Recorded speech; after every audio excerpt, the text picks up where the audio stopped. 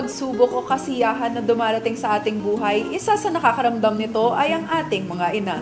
Mula pagkabata hanggang sa ating pagtanda, sila ang patuloy na gumagabay sa atin tungo sa mabuting pamumuhay.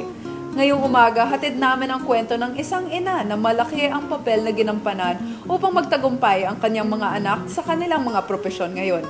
Mula dito sa kanyang tahanan, ating kilalanin si Miss Daisy Moran-Tamayo. You'll never know the person until you live together. Yeah. Some women, they dream of being a mom and a wife, but then some women also dream of becoming successful in their fields first. What would you consider yourself to be? I wanted to be prepared first for life. So I wanted to get the best education, exposure, and all those. And wait what God wants, whether I get married. But first, I must finish my professional preparation first. Yes. And I've heard that you have a very interesting love story. So can you tell us a bit more about when you met Dr. Tamayo? Well, I was with the Bureau of Private Schools then. My job was to supervise nursing schools and later on also paramedical courses. I had a senior companion. She was the consultant and I was the supervisor. She learned that Tony arrived from the States and they were good friends with the owner of the hospital. So they were applying to open a nursing school. So she paired me, she matched me with Tony. I met accidentally Tony. So he was appointed then as the hospital administrator. They introduced me to him. I said, okay, how do you do? He had no front teeth, so I said, oh, you have no teeth. So this was the first impression, that he had no teeth. Yeah. Okay. Then he said he was doing his dentures. Okay. But regardless of that fact, was it love at first sight? No, I was impressed with him, with the way he walks. Okay. Because when I was inspecting in the nurses station, he was approaching us, so I noticed his strides going, and I had the impression that he was so sure of his step, that he was stepping on solid grounds. That was the impression I had. And the rest is history, and you've been married for 40 years now. 42. 42, Yeah. okay. Wow, that is such a long time. But what would you say is the key to a successful relationship? I think being open.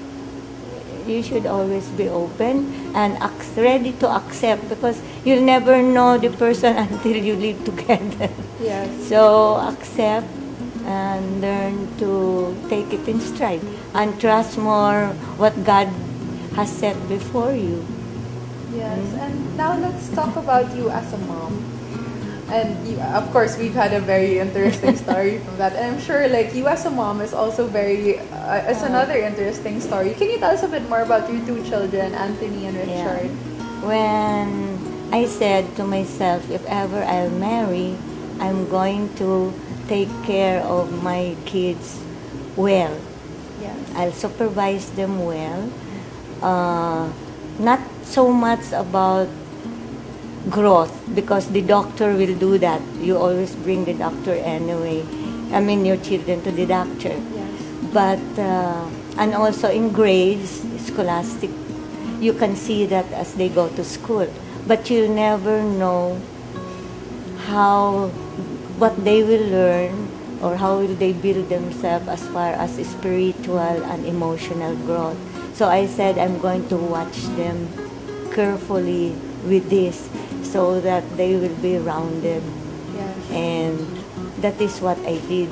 So at the same time, you're very active with working, Ah, but yes. you were also very hands-on. Like Yes. you were able to balance both. Yes. And both of them are super successful, and both of Yes. them Thank graduated you. cum laude. Yes. And they are both presidents of the various companies now. So I Yes. think lots of parents would want to hear your advice.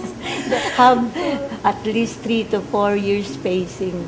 Okay. Yeah, so at least the older one will have the feeling of taking care of the younger one instead of competing with each other when there is 3 to 4 years difference between them.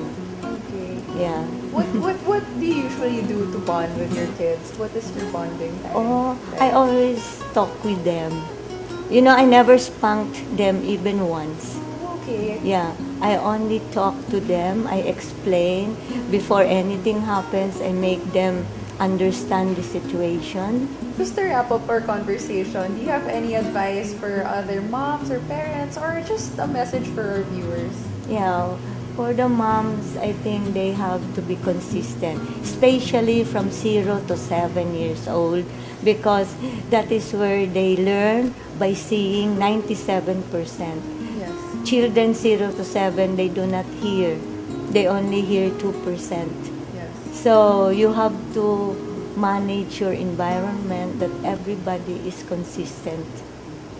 If not, they will pick up and you will only discover that much later in their life.